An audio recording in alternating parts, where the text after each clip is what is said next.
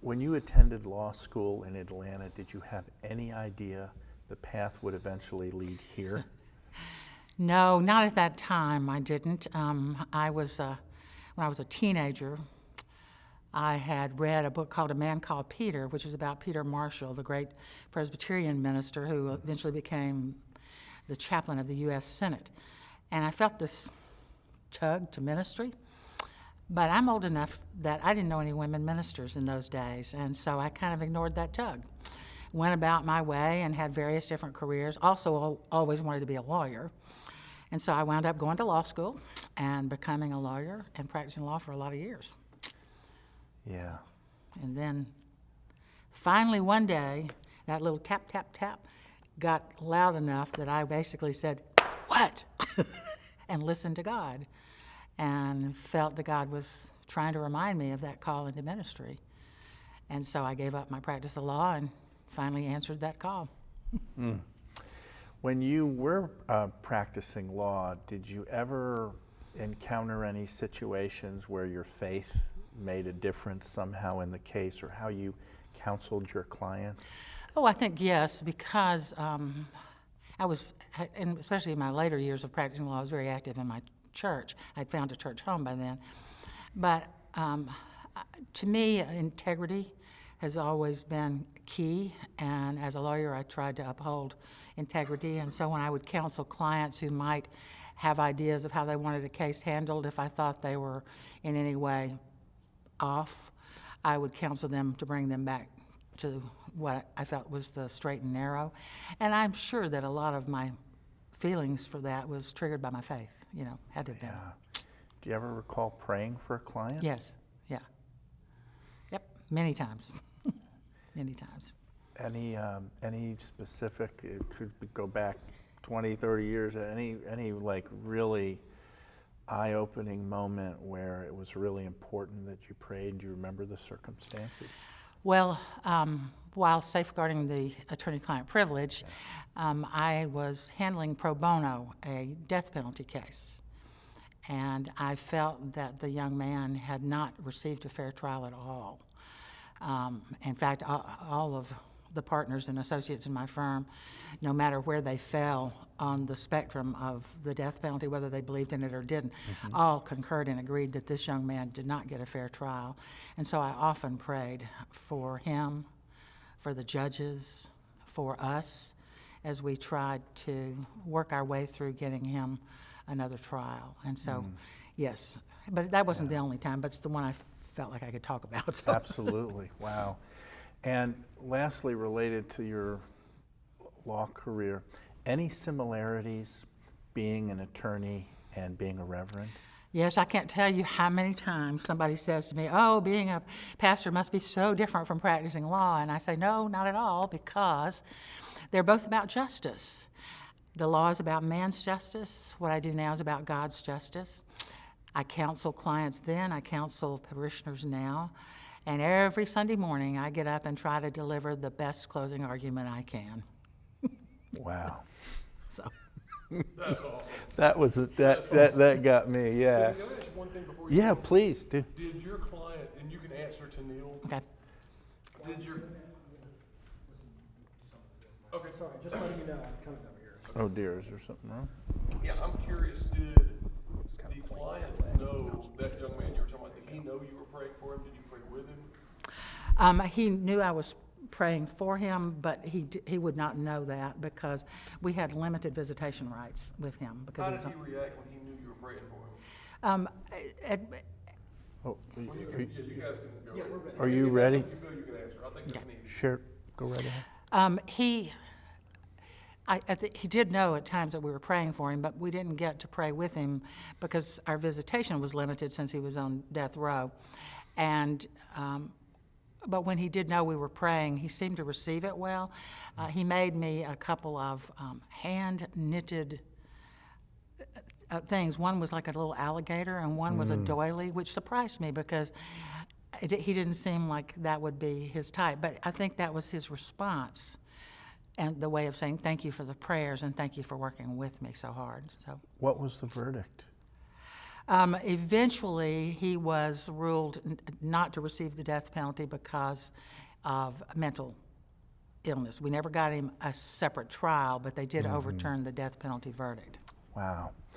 Earlier in our conversation, you mentioned back in the day, although God was tugging at you, you didn't really know of any female ministers.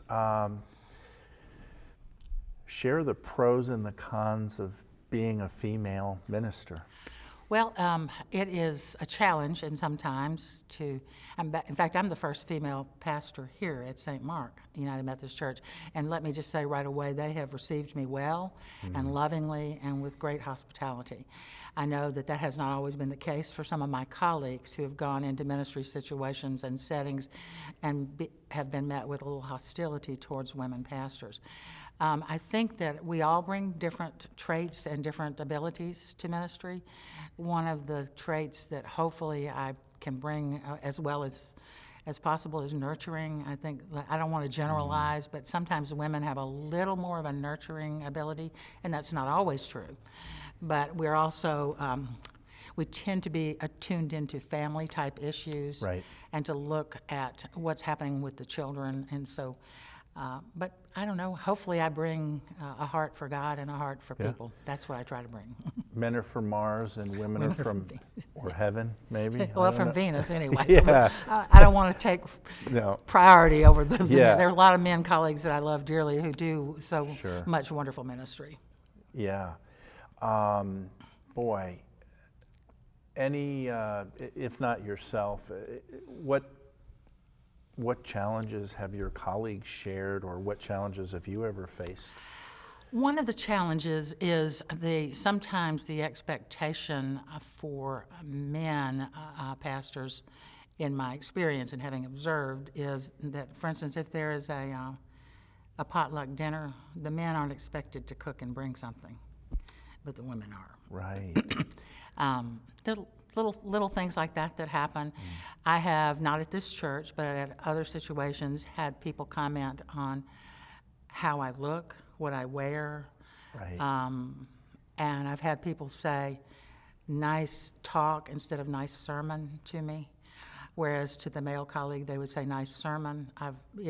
Those are the kinds of things that I have seen in other settings and have run into once or twice. Not here though. Like I said, I've been fortunate here. I think they have been.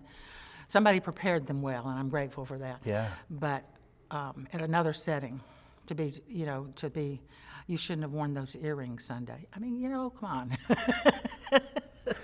So, did you come to listen to the message? Yeah. Well, the church I go to, God doesn't care what we wear. Yeah. Exactly. So those are the kinds of things that sometimes women do run into, and some of my colleagues have run into that more than anything. Being a single female, also sometimes you run into. I'm very conscious of not going out in public places. Well, I go in public places, but if a male parishioner wants to talk about some of the business of the church, I try to ensure that someone else is around, or that we go to public places. Sure. Let's pick up here. Yeah. What else would you like to add to what we? Well, I think the St. Mark has been a very welcoming and hospitable church, and has received me as the first female here quite well. Some of my colleagues have not been quite so lucky in other settings, where they have been treated less not like the pastor, but like something other than the pastor, and have been criticized in ways that men pastors have not been criticized in my experience. And so I try to provide support for that. I feel fortunate here that has not happened. A couple of other places I've been the second female, so the road was paved for me. But I know that we still have a ways to go before women pastors are fully accepted, and it's just up to each of us as we come along to try to be the best pastor we can be, so that those who come behind us will be received, as I was in the places where I was the second female. You ever feel a little bit like a trailblazer? Of course, and I did when I was practicing law too. And before that, I was in the property management and construction business, and so I've always sort of felt like a trailblazer. I remember going to, the first time I went to a calendar call as a litigator in the courthouse, and there were probably 100 lawyers in there for the calendar call, and I was the only female. And fortunately, it's not that way in the ministry now. I go to ministry meetings, and half of us are females. What women in the Bible do you most identify with? That's a good question. I would say a combination of Esther and Lydia. Esther tried to stick up for her faith and for the people of her faith, and tried to defend them and to present and protect them before the king. And then Lydia was not afraid to be in ministry and to have people in her home, and to, in times when Christians were new and were being criticized and were being persecuted, and she was not afraid to open her home to allow people to worship Christ and to know Christ. So I admire both of those women for what they represented, one in the Old Testament, one in the New Testament. Any verse from either of their stories that appeal to you? Not off the top of my head. Sure. I think that both of them modeled the type of behavior that Christ is trying to encourage all of us to model, which is to love God, to love one another, and to serve God by serving one another. And that leads me to here at St. Mark. What are you most proud of in relation to St. Mark? I love the heart of the people for mission and ministry. We have wonderful different things going on at the church at different times, but we have a willingness to try new ministries, and I think that's a great blessing. This is a neighborhood church, and yet the neighborhood is changing, and so we're trying to learn ways to adapt so that the neighbors will want to come here and will want to find Jesus. That's our main goal. Not to bolster church attendance, but to bolster the kingdom of God by having people find Christ. And one of the things that we've done the past couple of years, one of our younger members came up with the idea of having a back-to-school bash in August. And so we open the doors of the church and welcome members of the community to come and get school supplies. And we provide things for them to play on, like bouncy houses and hot dogs and shave ice machines and balloons and things like that. But to see a child come in and get their school supplies and hug them to their chest, and the grin goes from here to here, brightens up my day for sure. It's a wonderful ministry. Are there some other ministries? I think I was reading. Is it for women with cancer? Is it Lydia? We've had a few people definitely that support the Lydia House Project. It's for women with any kind of cancer. Doesn't have to be breast cancer. It can be ovarian, uterine, skin, any brain cancer, any kind. And it's a project that tries to support them. And we've had people get supplies together for them and make the little kits that the supplies go in, which is a bright spot when you're going through chemotherapy and radiation and things. It's a great ministry. We're very active at Family Promise, which is a ministry that works with homeless families. The family unit has to be at least one parent and one child. It can be both parents and several children. It could be a grandparent who has custody of the children. But they have been homeless and on the street for a while and are trying to get back off of the street. And it's a wonderful ministry. And so I think I'm very, very proud of our association with that one. Where do they stay? They stay here at the church for a week at a time, and then they will move on to another church and stay there for a week at a time. Meanwhile, they're given assistance in job hunting if they don't have a job, and in establishing bank accounts so they can save money for a down payment on an apartment. They have help with the children, and they have for what we provide for them here is a place to sleep and a place to have breakfast and dinner and to prepare their lunches as they go out. We come and visit with them in the evening and have a good time, enjoy that. We noticed earlier today there was a Bible study going on. Yes. Is that typical? Oh, yes. Every Wednesday we have a Bible study group that meets, and then once a month on Thursdays there's another Bible study, and then on Wednesday nights, right after Wednesday night dinner, we have a Bible study or a study of some sort. Sometimes it has involved a slideshow of a trip through the Holy Lands or something else, but it's always something interesting going on. Last week, we had a wonderful time. We had Christmas carols sung by a group of accordion players. One of our members is a really talented accordion player, and he brought his group. And so during dinner, we were serenaded, and it was a treat. Wow. Do a lot of churches still do Wednesday supper anymore? Not a lot do. I know we're one of the, I know we do, and there are a couple others around here, but not nearly as many. But I find it is such a wonderful time of fellowship. It's an anchor, a midweek anchor, a recharge, to come and get refocused in case things have gotten chaotic and out of control in your life.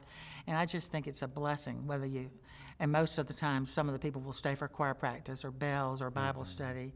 And I just love the life of the church on Wednesday night because it's as much about being with one another in the name of God as anything else.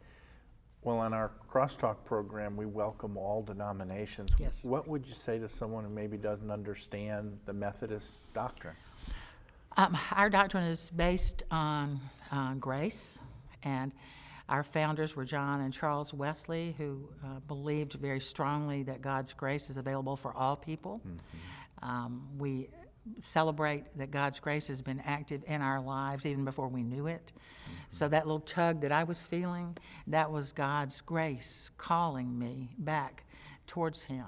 And I think that grace is available for every walk of life, every sinner that you can think of, and every saint. And I'm so thankful for that, because there have been times in my life where I've certainly needed a lot of grace, and to know that God's grace is readily available is a blessing. And so that's the linchpin of the Methodist faith, the cornerstone, grace. Brian? Talk about the second interview. Is that the person that runs the family? Oh, no. That's this afternoon, Family Promise? Yes. They're going to talk about family promise. That's Yes. why I didn't say any more about it. Yes. Okay. Uh-huh. I'll ask you something, but Sure. talk about, because I've had that tug on the shoulder, Right. and I've acted, and I've had the tug on the shoulder, and I haven't acted. Yep. Talk about the tug on the shoulder, and how people, when you feel that tug, what does it feel like when you act on it? Okay. Now, my stories are a little bit odd, so you filter it out if you need to. Sure. It involves a squirrel. Oh, tell us. Okay. Oh, that's right. I remember at lunch. Yeah. If there's a way to tease that with a squirrel, because if you're going to commercial break to come back, find out how a squirrel, like if we could get it to sound like kind of what you just said, but Okay. God called me to a squirrel. Okay. Something like that. Something kind of I got it. All right. Yeah. I'm with you. I'm with you. Share with us the circumstances of how God called you into the ministry. Well, my story is a little unusual. My story of my really answering the call involved a squirrel. How so?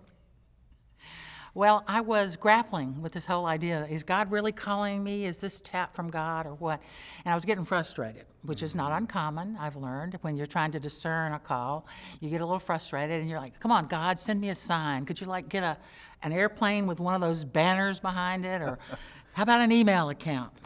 This is before texting. So, Well, I went on a weekend retreat with my church, and the pastor that led the retreat sent us out into the environment to find a quiet place to pray and to journal and to talk. And I was sitting there grappling with God and discernment and saying, you need to send me a sign. And all of a sudden I looked and there was this little squirrel, and it went, and I was like, what? And it came a little closer, and I was like, what? And it came a little closer and did it again. And I finally said, all right, God, if the squirrel is a sign from you, you're going to have to teach me how to speak squirrel. But what I realized was that God speaks to us in different ways. And I had been looking for the banner behind the airplane, the bonfire, when really the sign that I needed to be looking for from God was that still small voice. So when I got quiet and shut up and quit, saying, God, tell me, and listened with my heart, it was as if God spoke. And I knew for sure. Now, that didn't take place that day. It took place a while later. But it involved me recognizing that God comes to us in many ways. I'm not implying that God was in the squirrel, but the message was that I needed to be listening for something other than a bonfire. A candle will do. With that squirrel, did you think something was nuts? Of course, and I went back in and told the ladies at the retreat, and which of course cracked everybody up. But the minister later said, think about that. Don't just dismiss it out of hand. And so I'm grateful to her for reminding me of that. And so as silly as it may sound at the outset, it's not.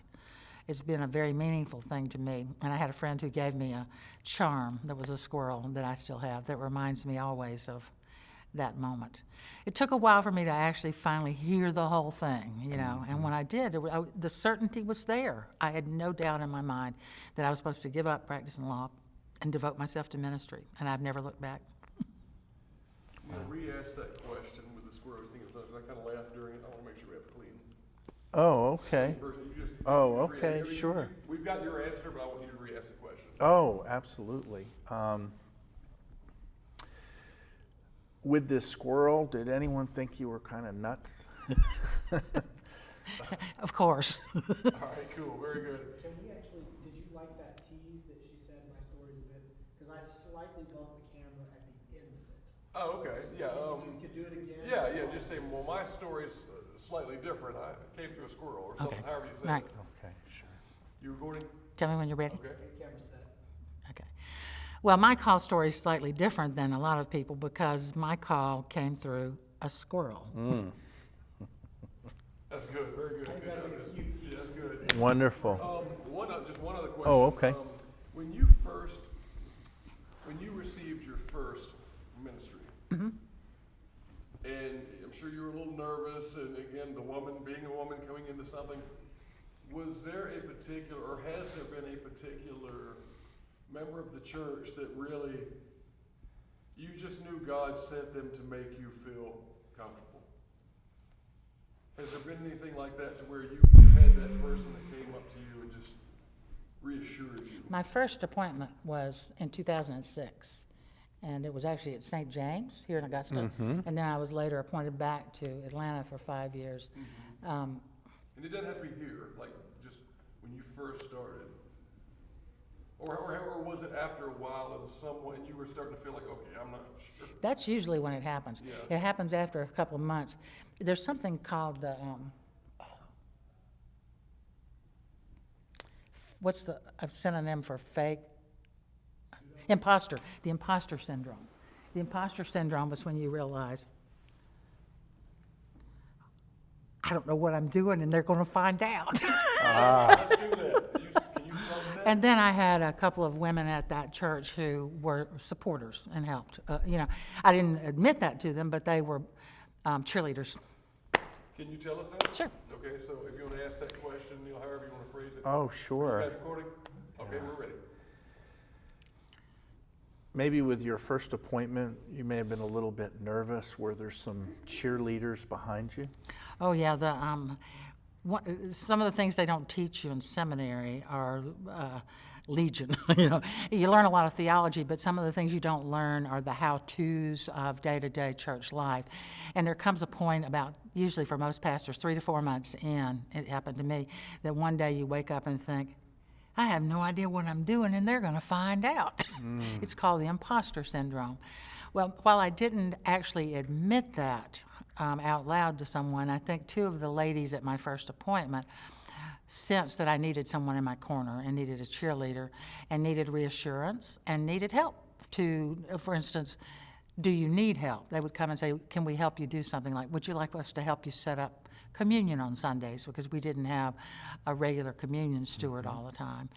And so little things like that made all the difference in the world, to know that someone was cheering me on. And the biggest thing, they came every week to tell me, I'm praying for you.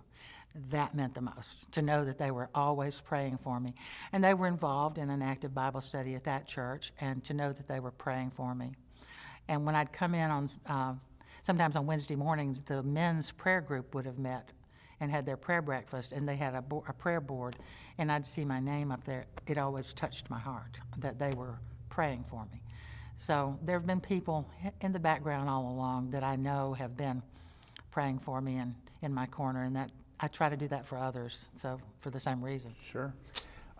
Before we scoot, is there anything else that you can think of that we didn't discuss that you'd like to share? You mentioned a few stories. Do you have any you want to tell?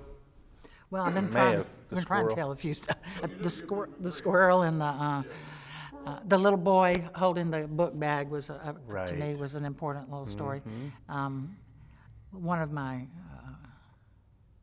One of my, this is actually, we have a family that's been coming here about, what, 6 or 8 months, the Ellers have been coming here, and they have 2 children. One of them is Phoebe, and, well, I don't want to say their names. Oh, Okay. that's okay. You can start over, and you can just say, we have a family. Yeah, we have a family that's been coming here for about 6 or 8 months, and they have jumped in with all feet, as you will, and 2 of the members of the family are children, and to see their faces light up when they come up to receive communion touches the heart of this pastor a lot, to see the joy and the understanding. And it reminds me of one of my favorite things of all times, which was one Christmas Eve, we were doing communion, and when I have a small child that comes, instead of saying, this is the body of Christ given for you, which sometimes startles them, I will usually say, this means Jesus loves you. And so here was this little boy, and I handed him the host, and I said, this means Jesus loves you. And he looked at me and said, and he loves you too. Oh, That was a child who got it. And I had everything I could do to keep from tears, Christmas Eve. What a wonderful, wonderful moment that was. It was counterbalanced by humor, which is one thing that I pride myself on. And that was, a few minutes later, the cup represents the blood of Christ, which is shed for us. And so you say, this is the blood of Christ poured out for you or shed for you. And this little girl came up, and as she was coming around, she turned around to her dad and said, don't do it, Daddy, it's blood. Well, she got it too. It was the blood of Christ. So we had the poignant moment and the humorous moment, but they both came from children who totally got more about communion than some of the adults. sometimes we learn more from kids. We do. And what a blessing that is. Because Christ said, let the little children come unto me. Thank you so much. Was that okay? That or- was, no, that was Got enough? wonderful. I feel like It was great. okay. Just edit out the little parts Yeah, that were stupid, okay? No, it's great. It's great. Really.